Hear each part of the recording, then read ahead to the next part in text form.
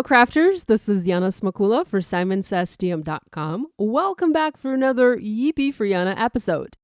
Today we're going to use Slimline Stamp Set to make A2 cards. I have 4 different ideas, all made using one single stamp. Very easy to make. It's all about the composition on your card. I'm hoping my tips and ideas will be helpful and you'll try them out for your card making, whether it is using this particular stamp set or another stamp set, maybe a similar one you have in your stash. This is the look at the stamp set I'm using today. In fact, I'm only going to use that long border floral stamp for my projects. This is obviously designed to work for slimline cards, and that beautiful frame is also designed to work for slimline. But with a little bit of out-of-the-box thinking, you can adapt these stamps to other card sizes.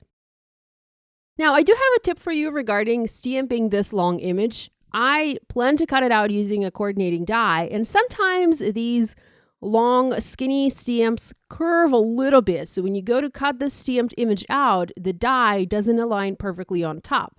This happens with anything super long and skinny like this image. But there is a way to get the stamp positioned just right, just straight, so that it aligns perfectly with the die. Now, the way I like to do this is I take the die and I position it in my MISTI. I position it cut side down.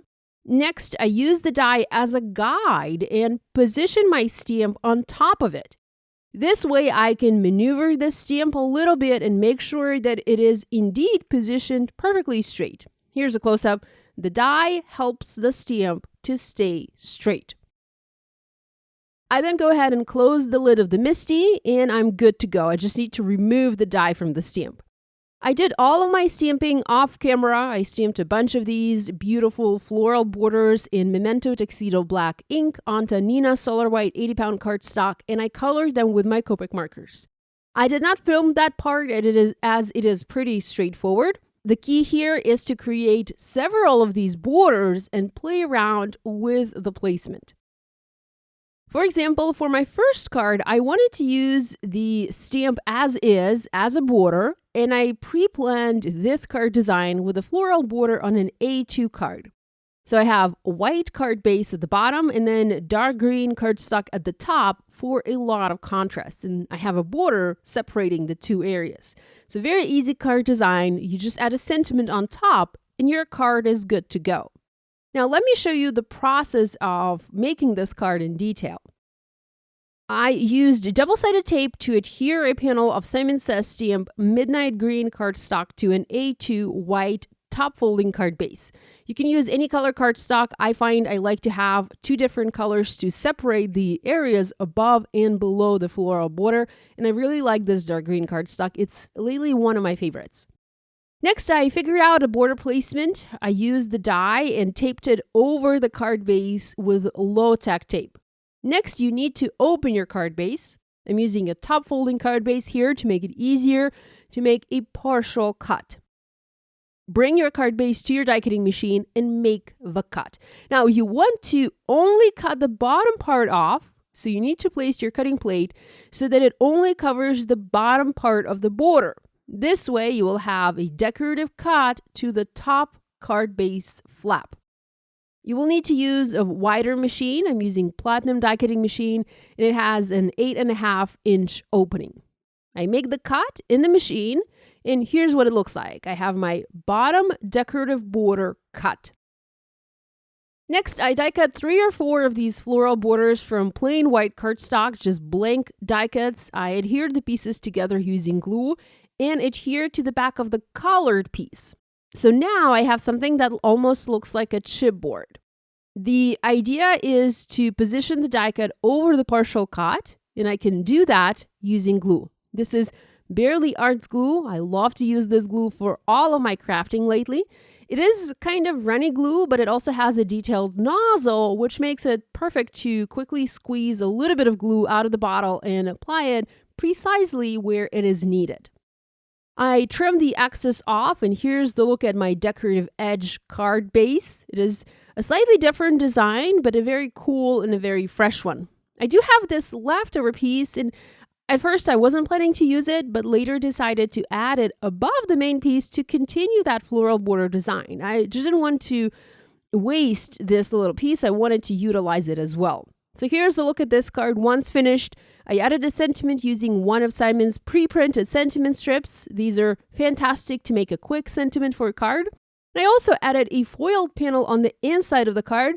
I had this card panel sitting around on my desk for a very long time, and I felt like it worked really well for this card. The background here was foiled using a skinny strip background plate from Spellbinders in gold foil, and I foiled it on sea glass cardstock from Simon Says Stamp.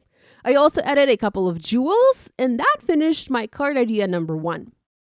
For my second card idea, I wanted to make a frame, but a frame for a smaller A2 card. I have 3 borders here, and I'm going to use them to make a frame.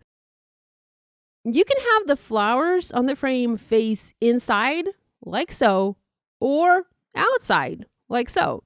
Both frame designs are very pretty, and I think they look fantastic.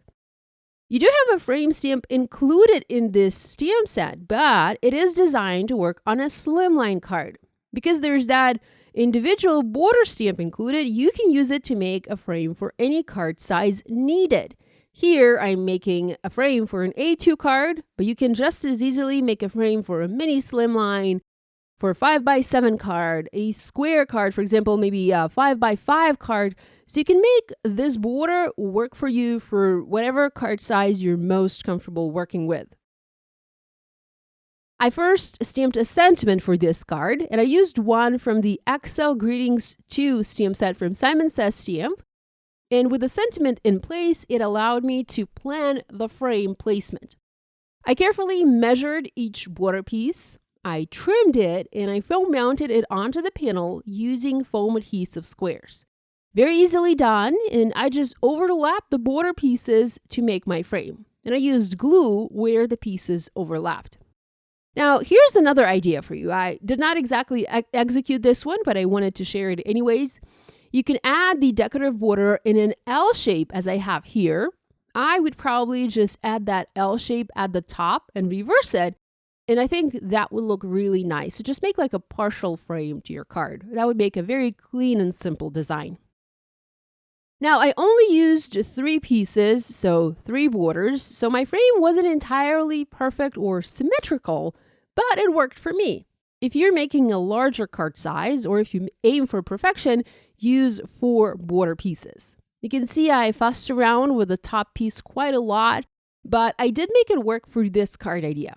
Now, I quite like the way it turned out. I wouldn't change a thing. In the end, I added some gems to the flower centers and also around the frame, and that finished this card. So it's a very simple, very modern and elegant design. I had some leftover pieces from cutting the borders when making the second card, so I used them to create a different sort of frame for a third card idea. I first stamped the sentiment in the center of the 3 3/4 inches by 5 inch panel, and I foam mounted that stamped sentiment panel onto an A2 white card base. Next, I used the leftover pieces and framed the sentiment from the top and the bottom. These aren't exactly perfect borders, these are just leftovers, but you can see how well they frame the sentiment and finish off the card. It's a super simple design, but a very pretty and a very easy one to make. And if you don't have any leftovers, you can just stamp one border, cut it in half, use 1/2 for the top of the frame and 1/2 for the bottom of the frame. My last card idea for today features a custom background using these borders. I love to make my own backgrounds, and whenever I find a stamp that works perfectly for that, I can't resist using it for a unique background. I colored several. I think I had 4, and 4 ended up being quite enough to cover the entire card front for an A2 card.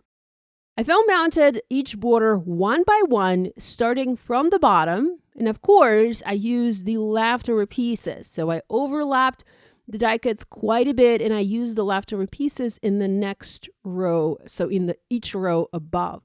And I think that made it look a little bit more continuous, as if I used a solid background stamp. Now, because I used individual die cuts, I was able to pop them up to add dimension to the background, and to me, dimension is everything. I'm not a fan of one-layer cards. I mean, I do love them. I love the clean design of a one-layer project, but I cannot make a card without using at least one layer of foam adhesive to pop things up. When things are foam mounted, it looks better to me. It looks more pleasing to the eye. I finished this card with another Axel Greetings sentiment, and then I added lots of jewels to fill the centers of the flowers and also to the background behind the images. So there you have it, 4 ideas, 4 card compositions using just one single Slimline Border stamp on A2 cards. All of these are quite easy to make, and I hope you'll give this idea a go yourself. Thanks for joining me. I hope you enjoyed this video. Love you guys, and I'll see you next time.